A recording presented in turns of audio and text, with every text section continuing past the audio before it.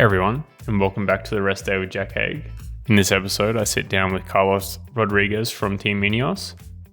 We were both in Tenerife for an altitude camp, and on the last day, I took the opportunity to sit down with him and have a bit of a conversation about how the camp had gone, how last season's Tour de France results happened. He actually had quite a lot of injuries and setbacks in the preparation process that I didn't really know that much about. We also talk a little bit about his university degrees that he did, how he got into cycling, and in general how the training camp had gone and looking forward to this year's Tour de France. I kind of know Carlos. I'd spoken to him a few times during races and I see him every now and then during training here in Andorra, but I never really got to know him very well at all. And maybe I'm a little bit nervous during this podcast, just speaking to someone that I don't know so well. I find it a little bit difficult, and hopefully over time it can slowly improve. But I think the conversation was quite interesting and I hope you guys get something out of it. And like always, if you'd like to listen to something or hear anything specific, let me know and I'll try and add them into the next podcasts. The next one will probably be done during Criterium Dauphiné. It's my next race. Maybe I can have a chat with Fred Wright or someone else on the team. We can go through a little bit about Dauphiné, what's happening after Dauphiné, and then leading into the Tour de France. Like always, you can reach out to me on Instagram or on the Escape Collective Discord channel. Thanks, guys. Hope you enjoy.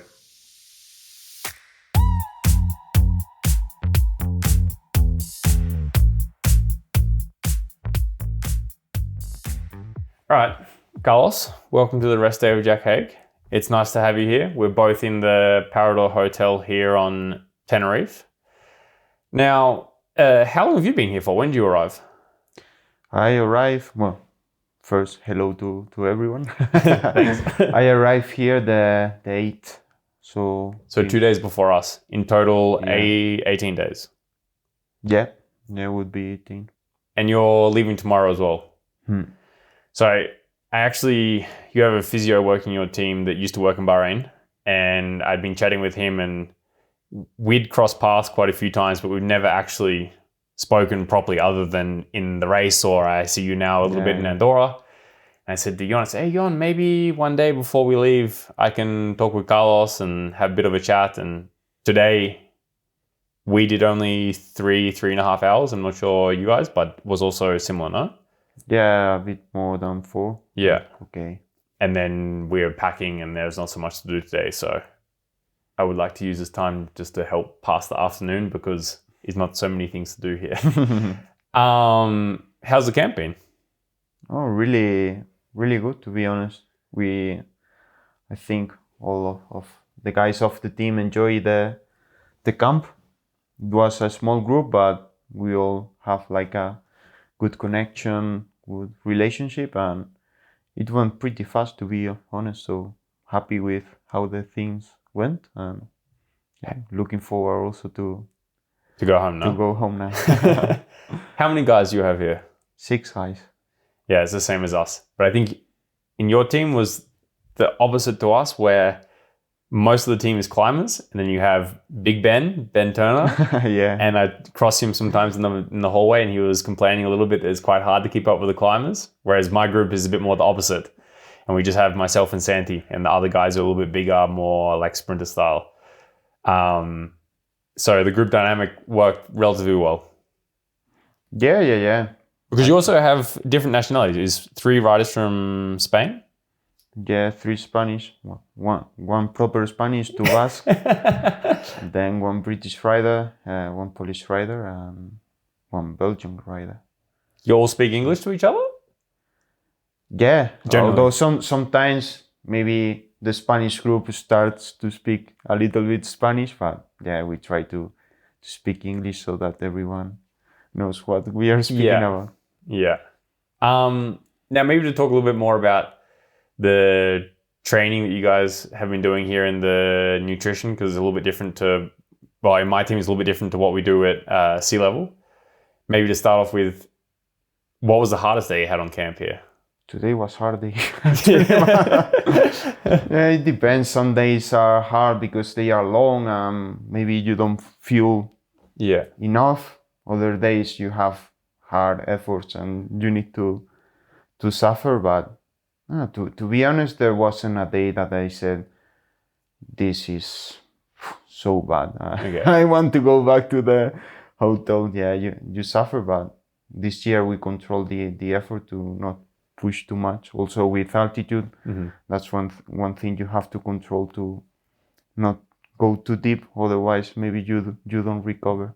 Yeah, and I think it's also to do with the nutrition. And it's something that we have Mateos here. It's his second time in altitude, and he's more of a sprinter style rider. And everyone was encouraging him to go easier than he thought and to eat more than he thought, to try not to put yourself in too much fatigue while you're here, because it can be quite hard to recover.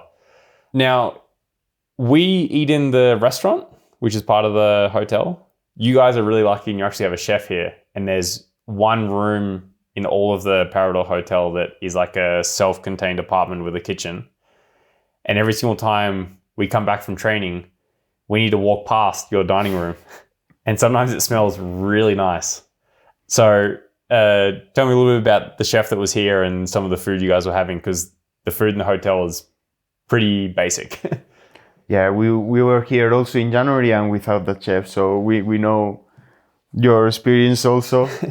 But yeah, it's super nice having a chef. Also, it's a Spanish chef, and he's super. He makes the things simple, with good taste, cooking without trying to make the things as healthy as possible. So yeah, it's super nice. And also from here, from the room, you can get the smell sometimes.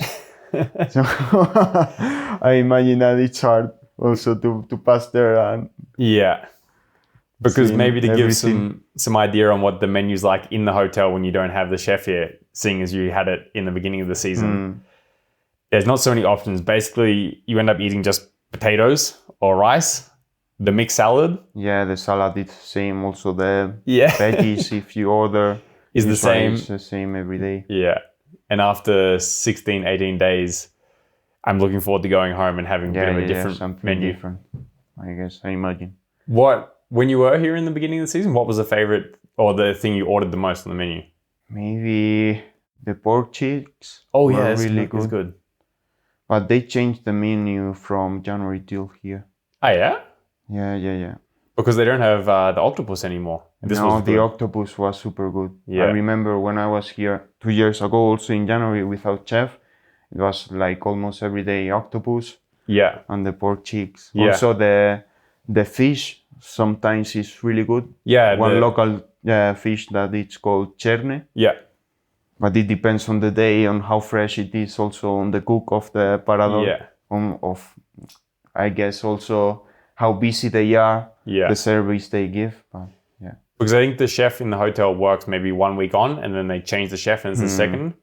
And we were having this discussion about the cheesecake. And at the beginning of the camp, the cheesecake was really good. Then we went through the middle part of the camp when the cheesecake was not very good. And then now we are back to the good cheesecake again.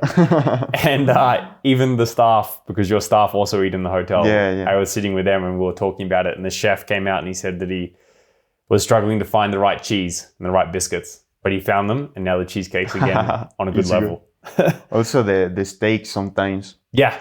It's completely different. Yeah. Change a lot, the steak.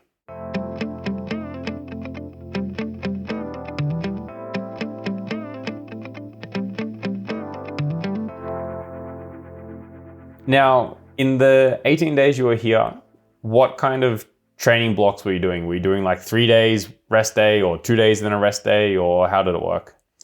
A mix of both. We were doing like sometimes 3-day block of rest, but that's how we train usually. But we did in total 2-day blocks here also. It's also nice. So it was like 3-day blocks and 2-day blocks. And then on the rest days, what do you guys normally do? Just go to the 1 hour. Yeah, to the coffee shop that all cyclists go when they are here and come back 1 hour easy. Yeah. Because to put in context, you have a bit of a plateau at the top of the plateau that is not plateau. Yeah, you need to climb. You need to climb and then go a bit down, and you get to the and there's restaurant. Like touristic restaurants either side of the road. And for any cyclist that stays in the hotel, it's basically the only place you can go for coffee because it's the only place within 40 minutes of the hotel. Yeah. And every single rest day, we also go to this same coffee shop. And you take cake there? This year I didn't take. Oh, the apple cake. I was going to discuss the desserts and the cakes there because we also did a trial. In January, I tried the apple. Yeah. I think I ordered a couple of times. Yeah. Because we slowly worked our way through all the cakes in the shop there. We did the apple cake. You have the rating? Cake. Yeah. The apple cakes are top. Yeah. Now, with the nutrition on the bike, do you do anything special here? Because I know Aitor was here, who's the nutritionist in the team. And he's always got new innovative ideas and likes to push certain things. He also has a podcast, but it's in Spanish, unfortunately. Is there anything different you were doing here?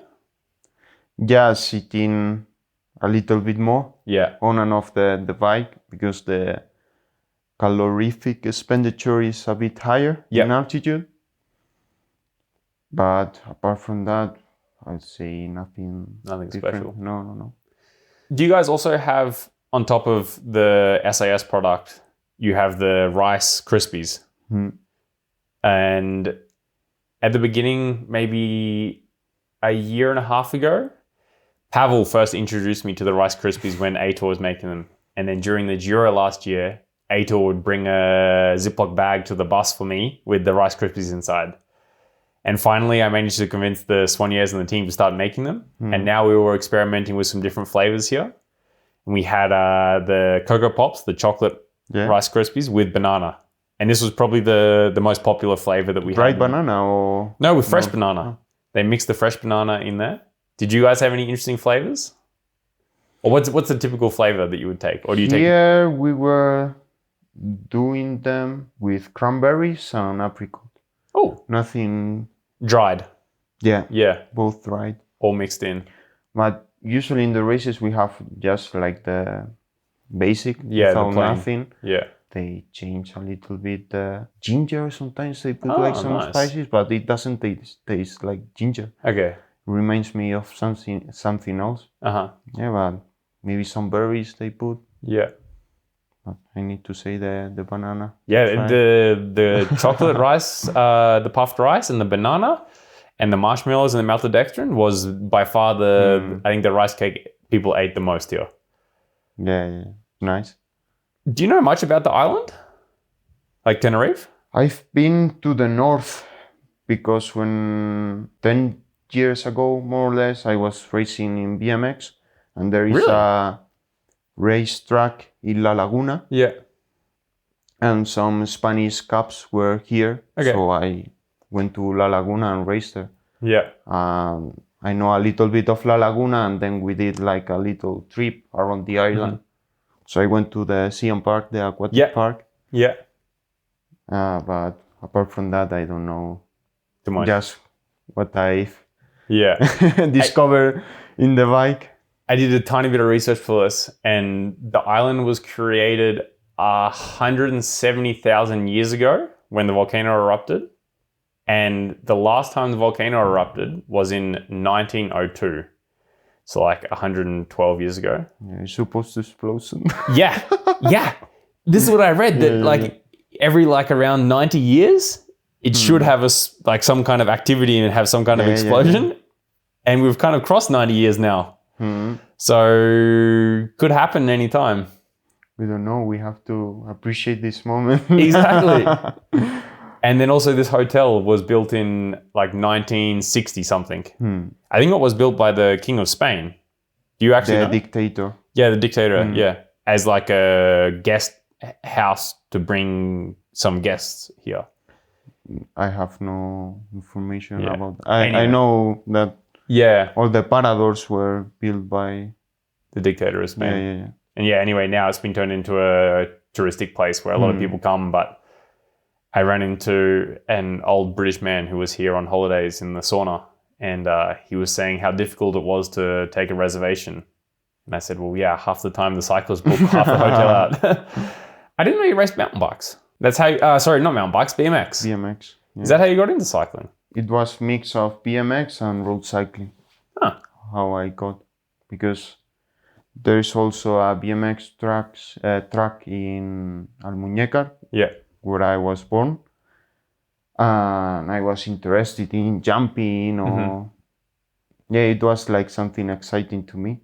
And I also did like gincana on the road bike with the cycling club, and I like it. So that's how I got into cycling. Yeah, right. Do you have a nickname? No, no. I heard someone call you the Lion of Almuñécar, or how I pronounce that terribly. Almuñécar, yeah. Almuñécar. El León de Almuñécar. Yeah, but I don't know why. A Spanish TV commentator in one cycling race, I don't know which one. Yeah. He called me the Almuñécar Lion, but I don't know because of how it started. But I don't mind it. Lion is the king of animals, so but I don't know if I look like a lion, to be honest. I don't think so. Now, you studied also at university, talking about getting into cycling, or you finished school, I imagine, and you started university. Yeah. Did you do a double degree? Yeah, I started a double degree in electrical and mechanical engineering. Did you finish it? No. How? I did the first year of the course in my first 2 years as a professional cyclist, and then I stopped. Okay. And it just got a little bit too hard to try and do everything. It was too busy. You were saying in the beginning of the podcast that you try to Keep do busy. this, to have something to do, but to me it was like all the opposite. I didn't have any free time, and I was going to bed at 12 doing homework, or I have to do some practices where when I was in a training camp and I had to stop training earlier to do one exam, they were not really flexible. So speaking to my parents, I decided to stop, just focus on cycling and enjoy and make the most out of these years. And when I finish, I could always decide if I wanted to go back to studying or do whatever I thought that was the best for me.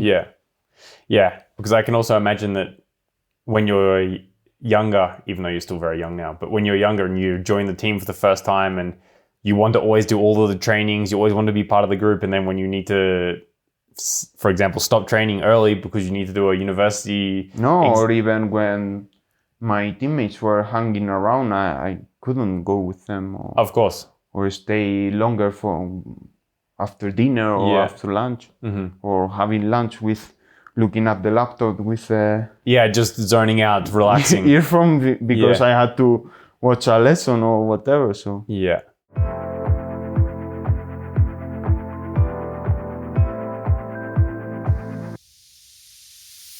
I guess maybe talking a little bit about relaxing.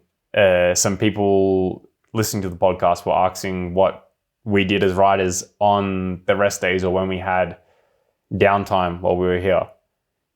Is there anything in particular you were doing here to keep yourself busy? Because sometimes the rest days or the time after training can be a little bit long.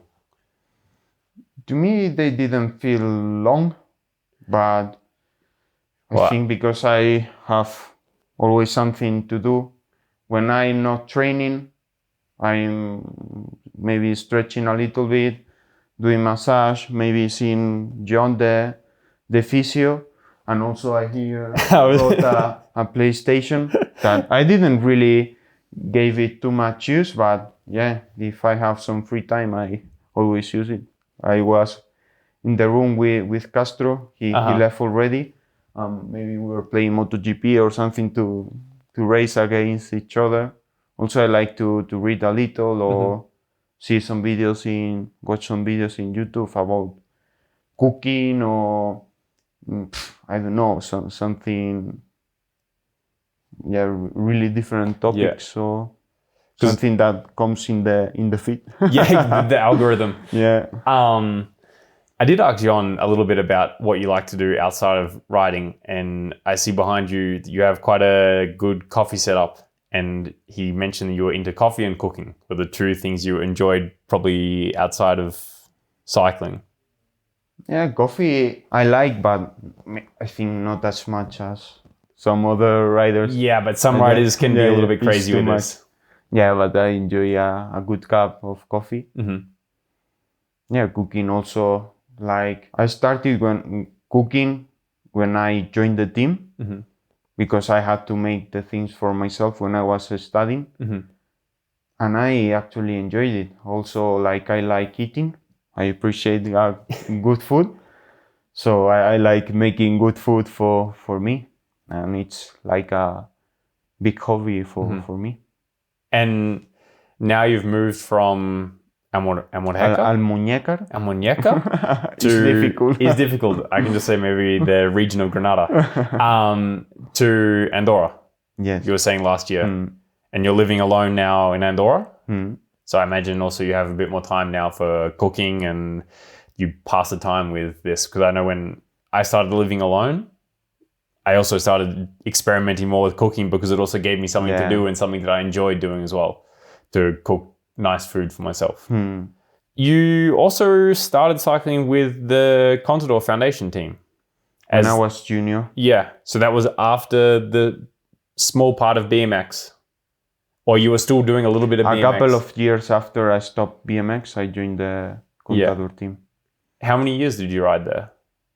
2 years. Just the 2 junior years? 2 junior years. And then you turned professional directly from junior? Yeah. Oh, okay. In 2020? 2020. I was one of the first ones. After Renko. Yeah. It was Quinn Simmons and me, I think, that went straight to professional. How were the first couple of years professional? Strange also. Yeah. Because I remember my first race, it was UAE Tour, which after 5 days was cancelled, and we were there in the room. This is true. Are we going to leave the hotel or not?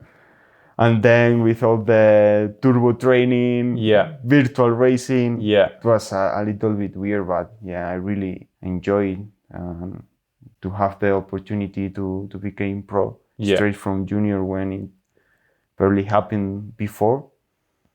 Also being Frumi's teammate, G's, Egan, or having all the riders that I saw in the TV before sitting next to me, training with me, was for me like exciting and something that I always dream of. So you're right that 2020 probably wasn't the easiest year to turn professional. No. But at least I got some good training camps, and I got to do a race. Because I also remember when you turned professional that there was a little bit of hype around you because you were one of the first riders to go from juniors directly to the World Tour, whereas most people did some years under 23. And I do remember following a little bit at the very beginning of your career, watching the results out of curiosity. Yeah. And I guess maybe talking about results, you were 5th last year in Tour de France and 2nd white jersey. Probably the biggest result you've had, no? You were also a Spanish national champion at some point. Yeah. But it's probably the biggest result. Yeah, I think so. Also being there, my first tour, I didn't know how my body was going to react. And also in the first stages, watching just Tadej and Jonas in front of me and everyone like dropping, and I was able to stay there, although not for a long time, was like, whoa, this is so good. I felt so good here. And being part of the biggest race of the calendar and fighting there with the best was maybe the best moment in my career. Also being able to get that stage win was of course, I forgot about really emotional moment. So it was good memories. It was quite unexpected for you to do 5th in Tour de France, or before, like, the training camps before and the races before you started to have really good feelings, or? I had no idea what to expect because it was also a bit of a difficult mid part of the season because I broke my collarbone in Strade Bianche. Okay. Then I started training and I was planning on racing on Romandy. And in Romandy there are usually some TTs. So I went to do a TT effort day.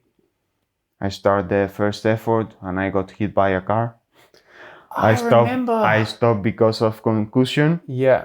And I also got a knee inflamed. Then I stopped another time. Like a week after, I start training a little bit again. And the opposite knee starts hurting quite badly. And it didn't get any better. So I kept training to try to get to Romandy, at least to be in the front. I wasn't going to fight for the win for sure, but I wanted to at least do a race, but I wasn't able. I stopped again for another week. And yeah, the knee eventually got better after many physio treatments. And yeah, from there I started like training again. I did, I think, 1 week of training before coming here to Tenerife. And I started to get the shape little by little. In Dauphine, I was okay, but not too. You were ninth.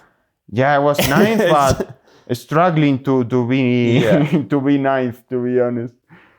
And then, yeah, I arrived to the tour and I was maybe in my best shape I've ever been. So, yeah, I was also lucky with the preparation and with how things went. Do you think it's strange sometimes how it works? Because you hear, maybe not often, but you hear quite a few times of riders getting injured or having something go wrong in the preparation for a big goal race and for them to actually go better.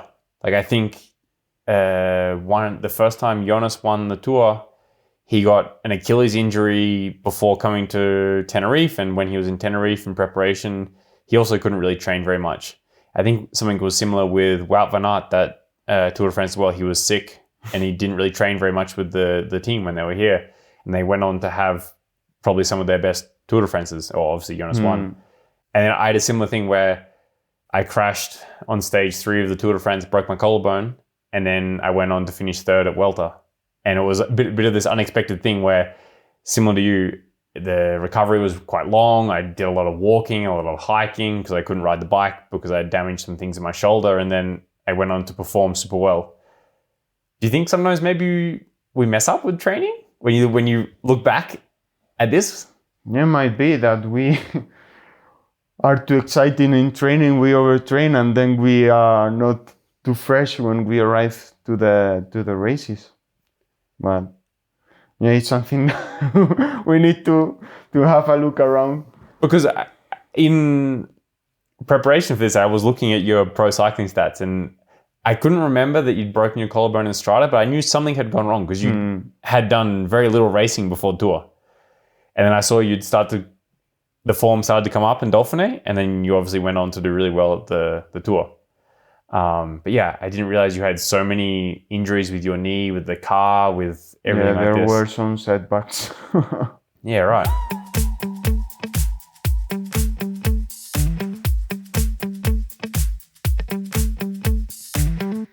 Now, I guess to move on to this year in preparation for this tour, it's maybe a little bit different. Now you have maybe some expectation after the result last year to do well, but you've also had some really good results. You did Azulia Tour and Romandy. Did you change anything in the preseason after last year, or you change mentality, or it was all relatively normal? Keeping the work. Yeah. Also maybe doing some things off the bike, some gym, but You can see that. Yeah. I'm not a bodybuilder. No, you haven't put on 10 kilos of body weight.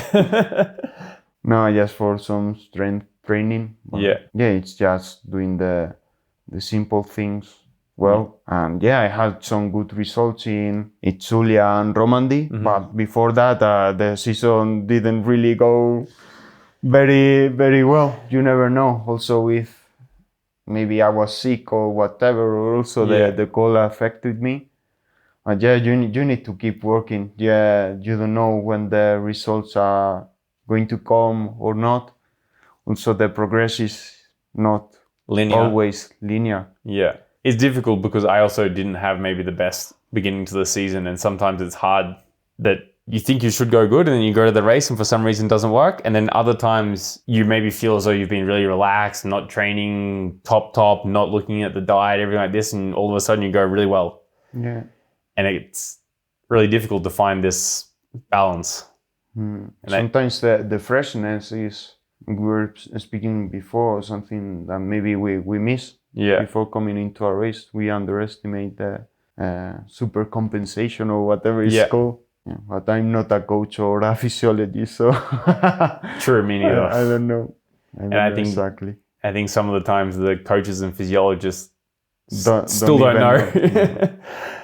You were saying that after this you go home for a couple of days and then you go off to do some recon and then Criterium Dauphiné. Do you do another camp after Dauphiné? I think I'm staying in Andorra doing some altitude after Dauphiné to do a little top up before the tour. But yeah, not like here with a chef or whatever. No. Just by myself. Okay. I don't really have any other questions. I think we covered quite a lot of what I wanted to cover. A few of the listeners had questions about the training and nutrition up here and what we get up to on the rest days. And I think we basically covered most of that. Unless you have anything else you'd like to add. Thank you for having me. It was a pleasure. No. I hope the podcast also have a progression towards the top. Yeah, thank you. Actually, before we started recording, I was saying that we'd always seen each other in races or cross each other during training in Andorra, but I'd never actually had a conversation with you. So thank you for coming on. And yeah, it was a real pleasure. Mine. Thank you, Jack.